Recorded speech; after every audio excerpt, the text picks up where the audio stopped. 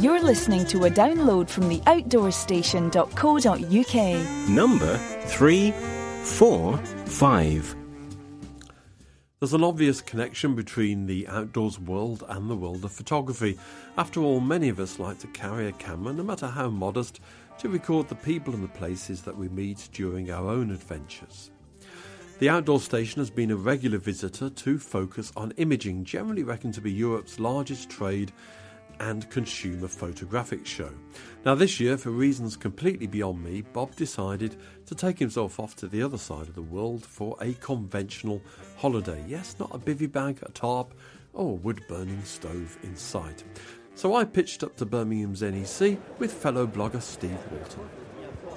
Well, we're at Focus now, and one of the nice things about this show is that it has its public days first, and then it has its professional days later. So I'm hoping that all the manicness and adrenaline and excitement is gone, and we can have a more leisurely wander around the stalls. And I have Steve Walton with me, who's a keen outdoor enthusiast, kayaker, walker, and more importantly, from our point of view, award-winning landscape photographer. Welcome, Steve. Thanks, Andy. Nice to see you. Less manic day. I'm not sure. Monday is always quite busy. But, we're going to have a wander around the stalls and see what we can find. But I get the impression that over the last few years, development has been a bit gentle, and I suppose that's to do with the global recession as much as anything else. But in the last 6 months particularly, we've seen a mass of new announcements, haven't we? Yeah, it's been an interesting year so far with new releases from both Canon and Nikon. They're still going head-to-head with each other. We all thought the pixel race was over, but apparently not. Certainly with the introduction of the D800 and the D800E from Nikon and the 5D3 from Canon. So interesting times ahead. Things are also happening in the smaller formats as well, which are worth looking at. Yes, both of those subjects I think we want to talk about. I must admit, when I got up to 21 megapixels, I really thought there's not much point in going any further. But how wrong I was. And lots of interest in the small stuff as well, of course, where there's been a lot of innovation over recent years. So let's get on and see what we can find. Sure, yeah, let's move on.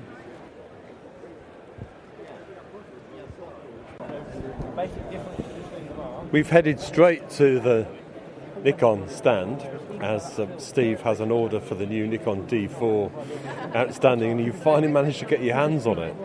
Yeah, it's you probably noticed I was a bit like a greyhound out of a trap through the main entrance. It's straight to the Nikon stand to look at the D4. I've had the money down on this camera now since it was announced back in January. Nikon delayed shipment of the first orders. I'm on the waiting list for that, and it's actually nice to get my hands on one and have a play with it. I mean, to be honest, it feels just like a Nikon to me. It's intuitive if you're a Nikon user. I've just had a go at the highest ISO, which is over 204,000 ASA. Shooting in here, 5,000th of a second at f8. Absolutely incredible. It's just rattling frames off. Real speed machine. Looking forward to getting hold of it. Come on, Nikon, I want my camera. Now, we've got Dennis from Nikon here, and the other camera that's creating a great deal of interest is, of course, the D800. And people have been waiting for that for a long time, or hoping it's going to come out. Nikon have really pushed the envelope this year, haven't they? Definitely. Nikon is an innovator. We've been making cameras since 1959, and any new technology come out of cameras tends to be fantastic. Sometimes, things happen, and it's like we may have to wait a while, but the cameras have come out. The D800, fantastic camera with 36 megapixels. The D4 with 11 frames per second.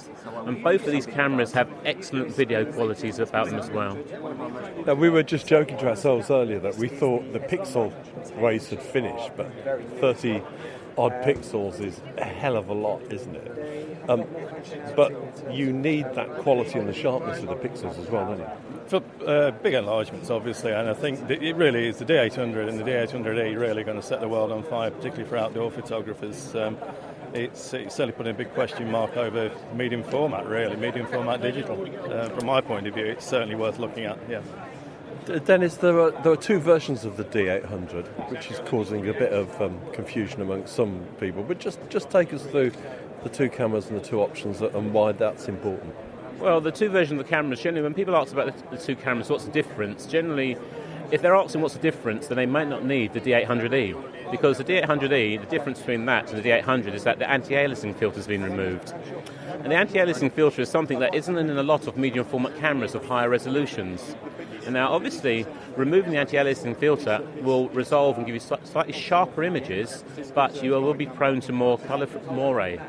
Now that's the kind of thing that, TV anchors aren't allowed to wear check jackets, are they? Because that's what we're talking about. That is. Basically, moire generally appears when the resolution of the sensor matches whatever you're taking a picture of.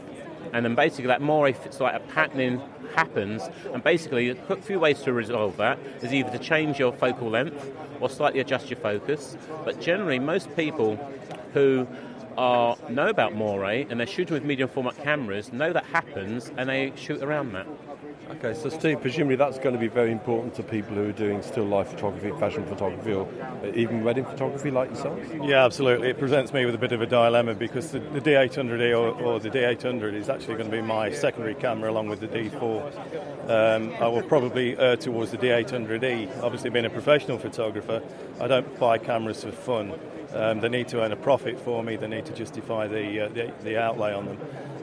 So the D800E from the landscape point of view will be the better option. However, there will be certain drawbacks with that when I'm photographing weddings, which is the main core of my business. As Dennis has just mentioned, moire can be a bit of a problem, certainly with textiles. Guys who are wearing morning suits, for instance, it can show up quite badly. Although Nikon NX2 software is actually very good at dealing with that problem. It is a software that I do use. So yes, I think the D800E for me is going to be the one that I'll go for.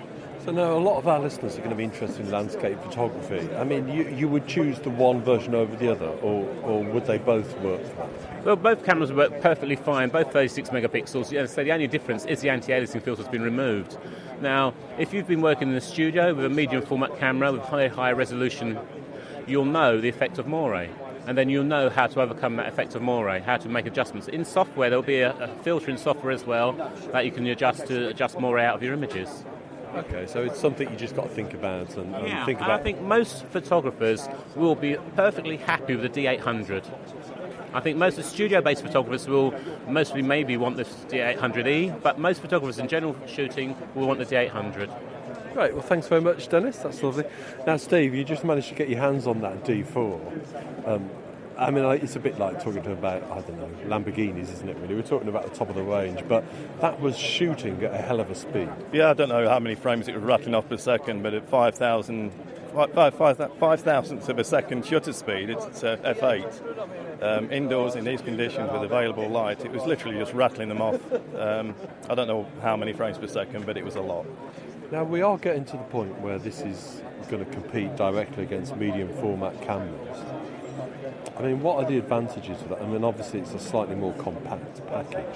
It's a more compact package. You've got a lot more options with lenses. It's an easier system to carry around, easier system to deal with. Medium format, obviously, can be a major expense. D4 is a major expense, but medium format, by comparison, you're on a different level as far as capital outlay is concerned.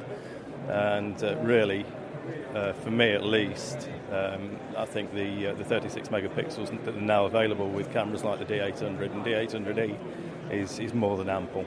I can't see any reason for me at the moment to be using medium format digital.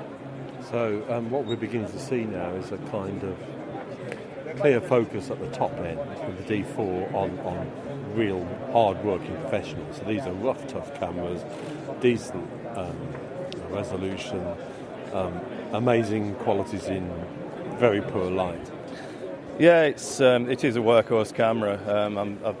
I'm a Nikon user. I've always used Nikons, and as I say before, they are intuitive. You pick up a Nikon, and it doesn't matter which model it is at the top end. Everything's in the same place. The menus are all pretty much the same. But they're just very hard-wearing, durable cameras. They're very, very well weather-sealed, very durable. I mean, my current primary camera was involved with me in a serious car accident in 2010. Put me in hospital for a couple of days, wrote the car off. But as soon as I came out of hospital, I was shooting again with the camera with no problem. So I think that alone says a lot for the camera.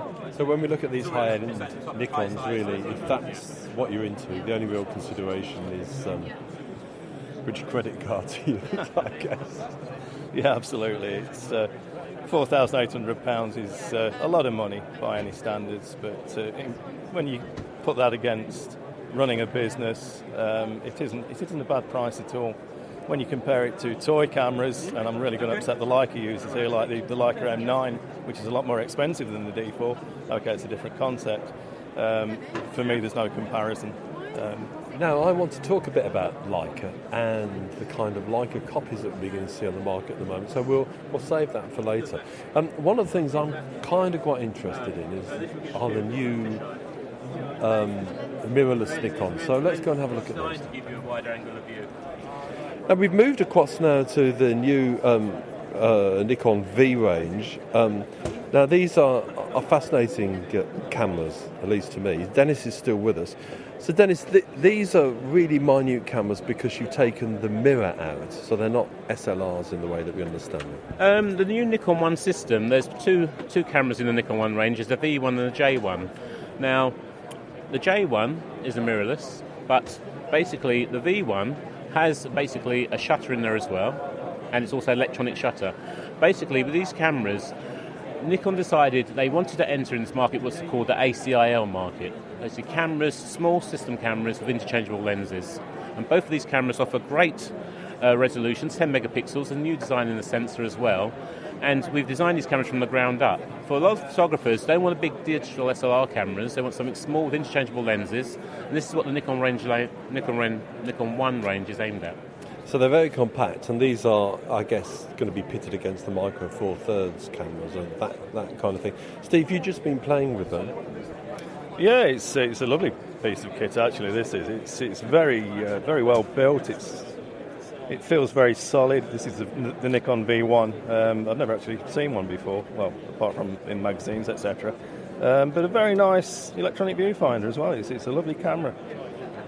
It's the electronic viewfinder that really stood out for me when I looked through it, because we've been hearing for a long time about how these things will eventually take over the world, but that viewfinder there is extraordinarily crisp and sharp and clear. Yeah, on the Nikon 1 and V1, putting an electronic viewfinder, that type of camera is aimed at a lot of photographers who are moving from digital SLRs who are used to a viewfinder. And the electronic viewfinder, it's bright, it's sharp, gives you 100% coverage of whatever you're seeing. As soon as you put the camera to your eye, it automatically turns on the viewfinder as well. Now, give us an idea how much the base unit costs. If you're looking at the V1 range, the V1 range will start you around about £800. Nikon are running a £50 cashback on that camera as well at the moment in time, so you can get an extra £50 back off. And the range of lenses we have at the moment in 35mm equivalent are what? Right, the range of lenses you have with both the V1 and the J1, there's a 10mm, which is like an equivalent of a 27mm. There's a 10 to 30mm, which is equivalent to 27 to 80, so it's your standard zoom range on a digital SLR camera. And then there's a 30 to 110. A 30 to 110 is like the equivalent of basically an 80 to about 350. Okay, Steve, you do a lot of hiking, a lot of kayaking, and you take quality small cameras with you. I mean, do you think this kind of setup's going to have a real future for those people that just love to get out in places where you really can't carry a D4? Yes, it is. It's as I said before, it feels quite a hefty camera. It's surprisingly well built, actually, and it's certainly something I wouldn't have a problem chucking into a backpack at all. It's a very nice piece of kit. Well, something to look at. Dennis, thanks a lot. Cheers, thanks a lot. One company that has caught a lot of people's imagination this year has been Fuji, who have really begun to develop a series of what we used to call rangefinder cameras. These were the kind of small compact cameras that Cartier-Bresson used when he was doing his street photography, and I guess they're harking back to this kind of Flickr type enthusiasm for street photography. But Steve, you're telling me you're very impressed with these. Yeah, I'm actually holding the Fujifilm X1 Pro 1 at the moment. X Pro 1, sorry. The Fujifilm X Pro 1, bit of a mouthful. In the hand, it's very, very similar to my Leica MP. Now, despite my considerably cheaper, I guess. Considerably cheaper. Despite my earlier comments about Leica being toy cameras, I'm a bit of a Leica enthusiast. I do have a Leica MP film camera that I use quite a lot. And looking at this thing, it's even the lens hood, it's a rectangular, almost a rectangular lens hood. Very, very reminiscent of my Leica MP with the 35mm Summicron aspherical lens that I use on it. From a distance, you probably wouldn't tell the difference. They're very solidly built, aren't they? That looks like a pretty robust piece of kit. Yeah, very well made. It's a nice looking camera. I think Fuji are being very clever with their marketing with these retro field cameras. I think people really do want to feel that they're holding a camera again, and it certainly seems a good move from a marketing point of view. We'll speak to somebody from Fuji in a little while who's going to take us through the variations of this. But basically, there's a fixed lens camera, which is a kind of 35mm equivalent, which was, of course, the classic lens that Cartier-Bresson used to use. This one's got interchangeable lenses, and the possibility you might be able to even use Leica lenses with them. I think that's something that's going to be on the cards in the future, which makes it an exciting prospect, certainly from my point of view, where I do actually have a few Leica lenses, and as we all know, Leica lenses are probably the best available at 35mm level. Explain to us just why this format is so popular. And it's clearly quite compact. I mean, you're thinking about the kind of classic Leica style, and it was quite silent in operation, and it had that reputation of being something that allowed you to take photographs in a discreet manner. Now, you use your Leica film cameras too. I mean, what are the advantages in this kind of outfit? Well, I think you've summed it up really, Andy. It's sorry. No, I mean, they're very compact, they're very portable, very discreet in use. I mean, this one that we're looking at is very nice, and it's all black livery. It's the sort of thing that you wouldn't be able to slip it in your pocket, but to slip it in a backpack, to use as a lightweight travel camera, absolutely superb. I mean, when you say travel, you're probably thinking about, I don't know, a trip around the countries and cities of the world rather than up mountains. But how do you think that compares to the Nikon V1 that we were looking at earlier? It's difficult to say without doing a sort of head-to-head test on them. Slightly bigger than the Nikon V1 that we looked at earlier. I don't know the full spec of this thing, but it would be interesting to put the two together. The Nikon V1 is slightly more compact than this. I must admit the V1 did feel slightly heftier, slightly better built. Whether that's the case or not, I don't know. I think they're probably both magnesium alloy bodies. This one does feel a little bit more lightweight than the Nikon V1, but it is a very nicely built camera. It's very nice. I mean, a couple of years ago we saw Sigma, I think it was, bringing out some fixed lens compact cameras that had a bit of that feel about it, and they were quite popular for a while, but then obviously have been superseded a bit in the market. And this is something that photographers should really think about, is it? Yeah, I think so. It's a good alternative to carrying a small DSLR around with you. It depends what you want from your images. It would be interesting to see whether this camera or cameras of this standard are on the approved list for, say, Getty Images, who's one of the libraries. They're one of the libraries that I supply images to. Alamy, of course. If you are interested in submitting images to libraries, then it would certainly be worth checking up to see that these cameras are on the approved list. And if they are, if that's something of interest to you, it would add even more benefit to carrying a lightweight camera around with you. Well, they certainly look superb. They've got a lovely feel to them. You know, they are the kind of things that, in that rather crass way that us mere consumers think, you know, they'd make me a good street photographer. They do look beautiful little things. They're lovely pieces of design. Okay, let's go and see what else we can find. You're listening to theoutdoorstation.co.uk. The home of UK-based audio and video podcasts for outdoors people everywhere. Now, a special hello also goes out to our new executive producer, who is William Goodrich from Doylestown in Ohio. Now, William has made a donation to our running costs via PayPal, and our way of saying thank you is to make him temporary executive producer for the next couple of podcasts. The home of UK-based audio and video podcasts for outdoors people everywhere.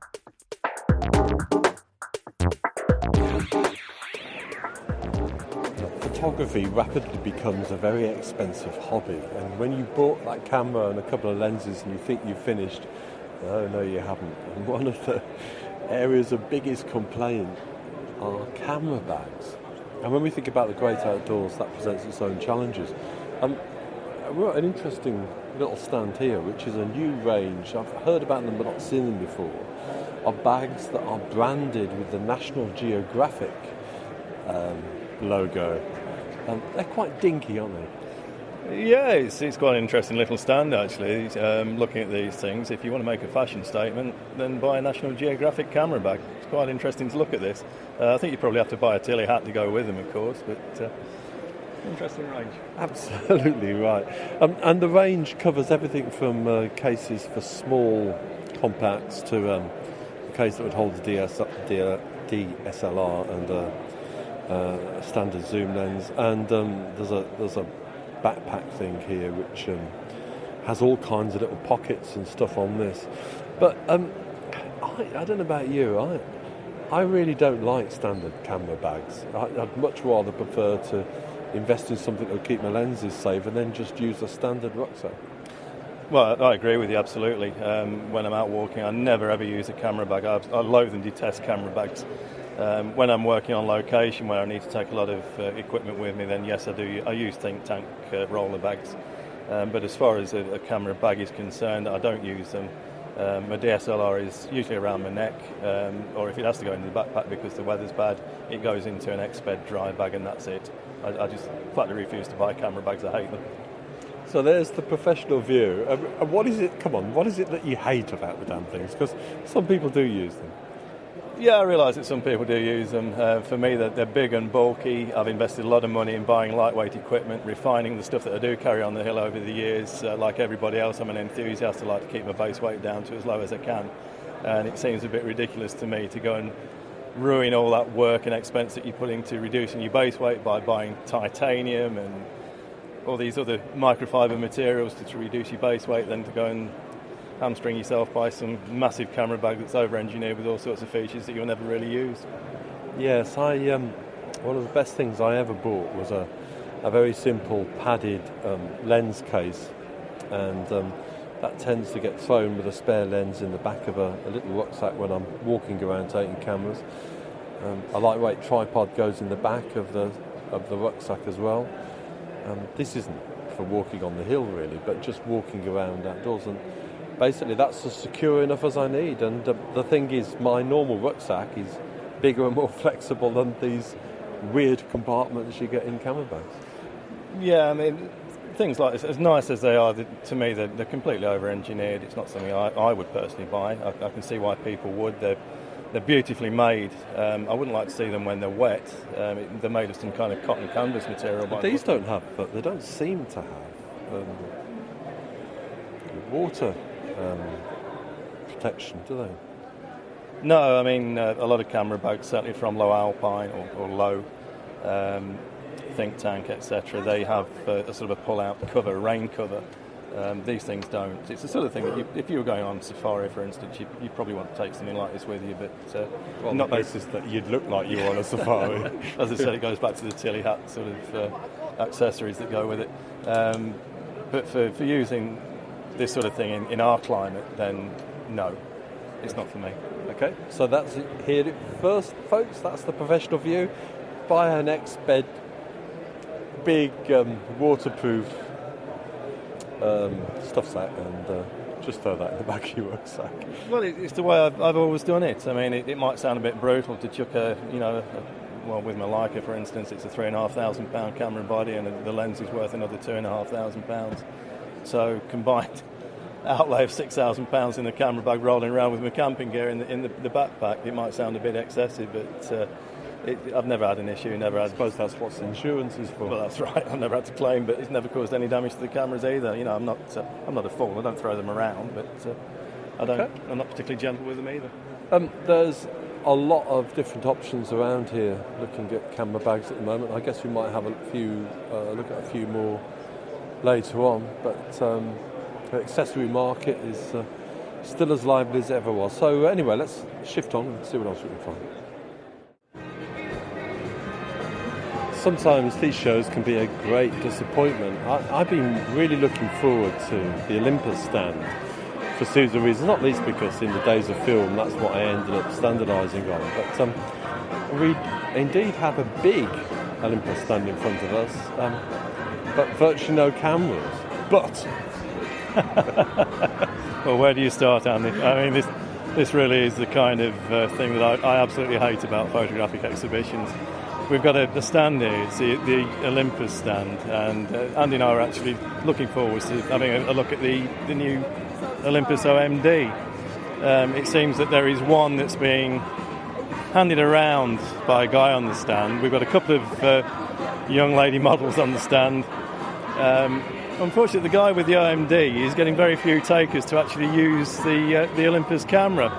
Yet they're standing, the crowd is standing 4 or 5 deep. They're all there with their Nikons and their Canons, snapping away at the two girls. Now, it's quite a strange phenomenon, this is. It makes you wonder how you think you're going to sell or popularise your range of cameras. Well, absolutely. I don't know, it kind of makes you a little bit embarrassed to be associated with photographers in some way.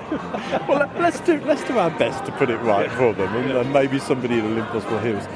The great thing about the OM range of film cameras were very, very popular, and not least because the Zico lenses were good, and the cameras themselves are very compact, and it's that compactness that they seem to have harked back to. So they've created a camera that actually has it looks as if it's got a pentaprism in it, but it doesn't. It's actually an electronic viewfinder. So back to that electronic viewfinder thing of the future again. Yeah, I mean, I'm looking at the OMD from a distance. The one and only one on the stand. There's a gentleman holding it who seems to be from the local camera club, but the camera itself is very, very retro in the way that it looks in its design. It does have a pentaprism, a very angular pentaprism. As Andy says, it's harking back to probably the 1970s, where Olympus were at their absolute zenith, really. Zenith, that's another name, at their peak. Back in the days of Formula One racing, where they played a huge part in advertising there. People like Peter Sellers were advertising Olympus products, David Bailey, etc. It's interesting to see them coming back into the fray. Over the last several years, I've been involved mainly with smaller formats, but it's nice to see them come back with the DSLR.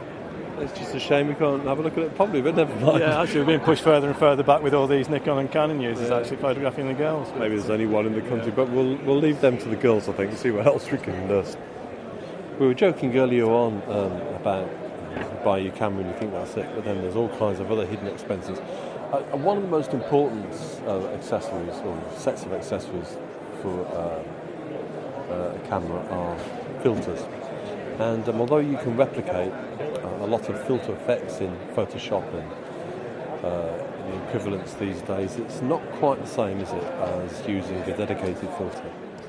No, I mean, filters for me are a vital accessory. I come from the old school where I still actually do shoot on Fuji Velvia quite a lot, and filters are invaluable, certainly when you can controlling tones within the sky areas, and for introducing other effects, slowing down the shutter speed, for instance, to blur water and all that sort of thing.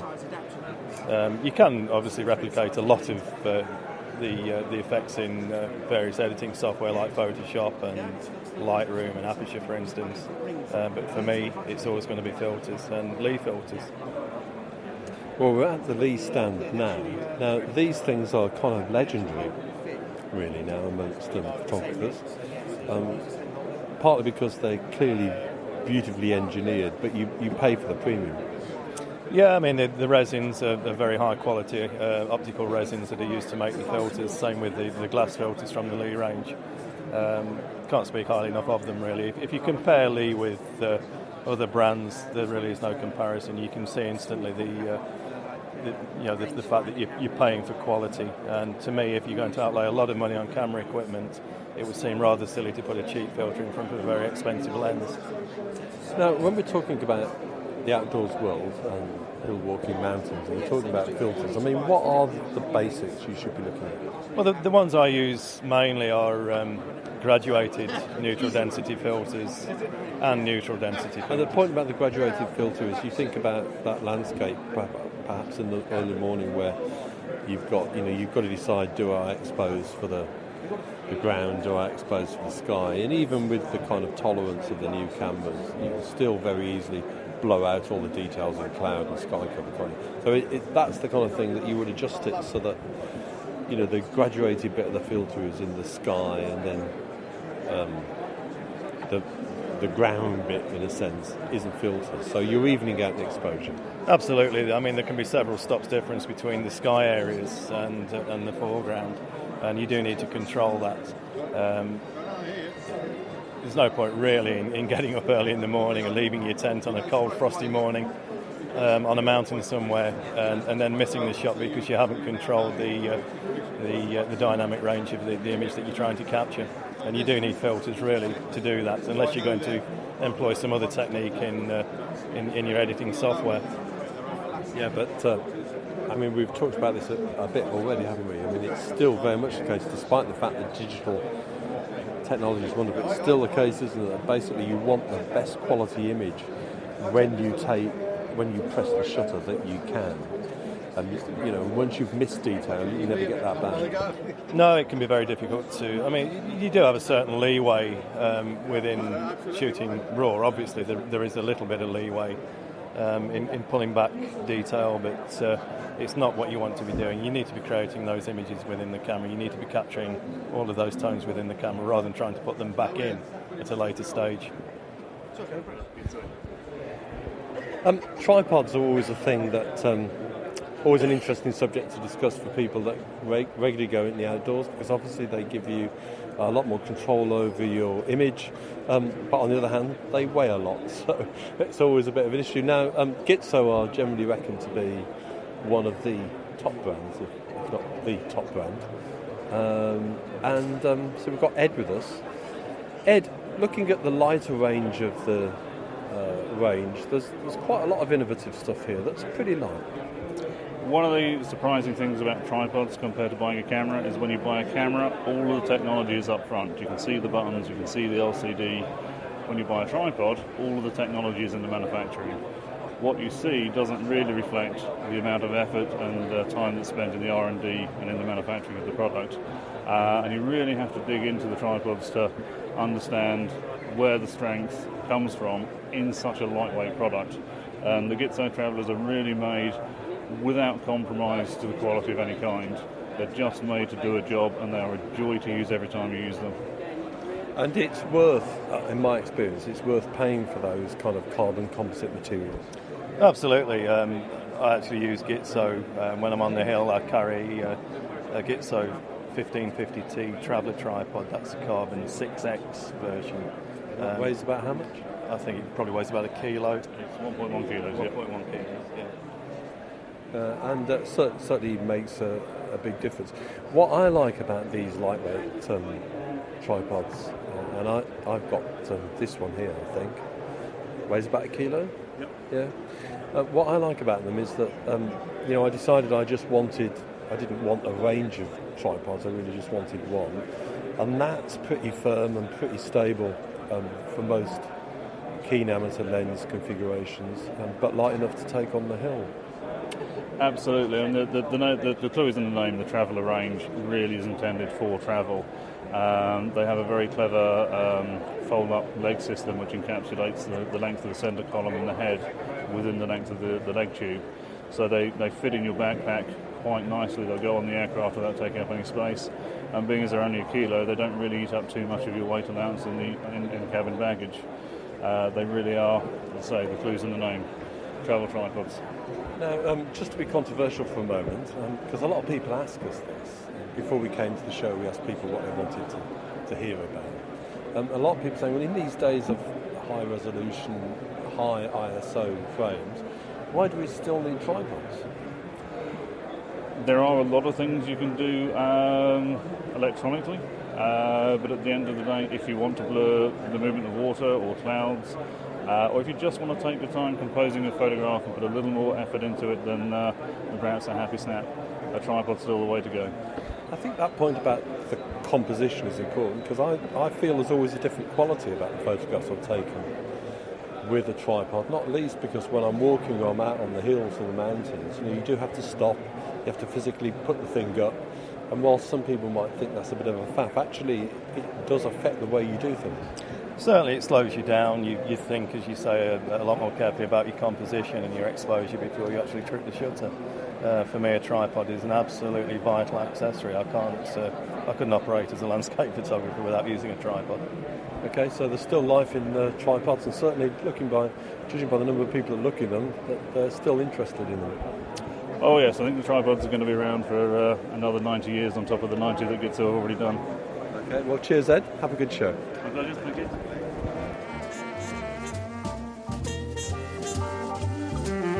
This brings part 1 of the 2012 Focus Show review to a close. Steve once again rejoins Andy in part 2, where they look at yet more bags, it's a boy thing, iPhone and iPod accessories, and Steve shares a wealth of practical professional experience which will be of interest to everyone wanting to improve their outdoor image skills. My thanks to Andy for putting this together, and until next time folks, take care. Bye for now. This independent programme is produced and hosted by theoutdoorstation.co.uk.